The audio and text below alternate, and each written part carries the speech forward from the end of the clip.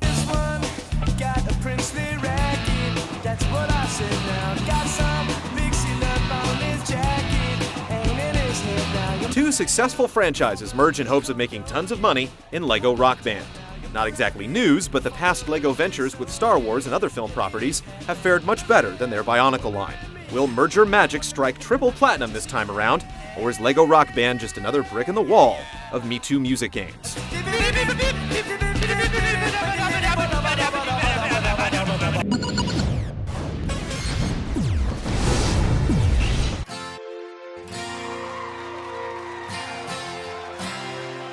If you've played a Rock Band game, you know the drill.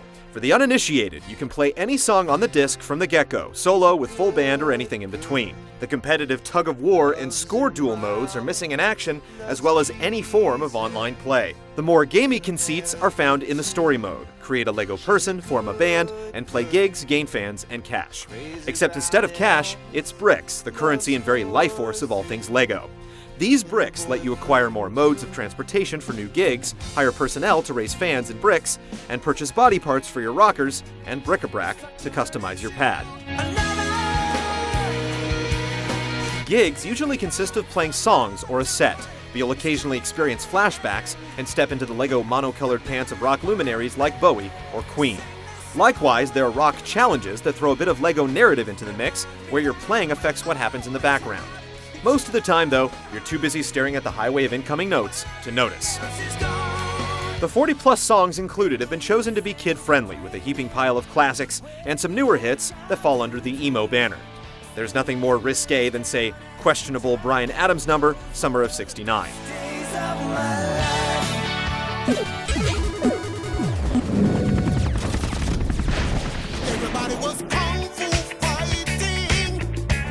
So, you've put a band together and are ready to rock. Rock Band hasn't changed much in its LEGO incarnation. Guitars, bass, and drums make music by responding to a constant barrage of notes running down their respective lanes on screen. Simply match the colored note with the guitar fret or drum pad and strum or hit, respectively. Vocalists need to carry the tune with a generous pitch range, with lyrics racing across the screen. The core concept is simple. It's in the mastery, where the fun rests. LEGO Rock Band is consciously using its LEGO heritage to appeal to kids, with a couple game-assisting additions. Super Easy Mode asks you to just hit anything, drum, guitar, or mic, when there's anything to hit at all. An auto bass kick option lets you save wear and tear on your ankle. Most telling is what happens when you fail. You lose a portion of your bricks, but are put back in the game with a chance to reclaim them, even at the hardest difficulty. The only events you can actually fail are the rare rock challenges. The vocal harmonizing element seen in the Beatles' Rock Band is absent. The final addition is the ability to switch to shorter versions of the songs. They're like radio edits, getting in the good parts without having to go around the chorus again and again. For the most part it works, though some songs seem to end abruptly. Also, playing guitar to Queen's We Will Rock You is pretty stupid. It's Rock Band with some optional training wheels, basically what was advertised. The songs aren't by Raffi, but fit within a top 40 radio playlist that plunders past decades.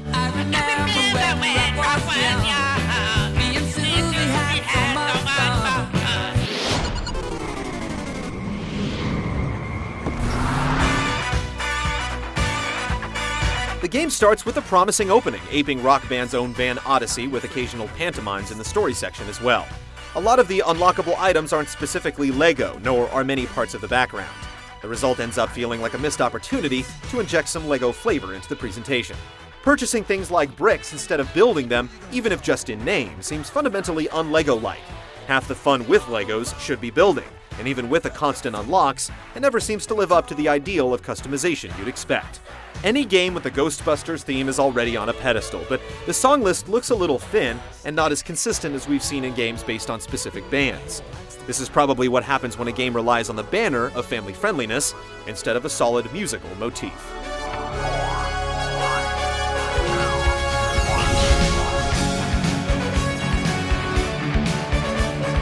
There's nothing at all wrong with LEGO Rock Band.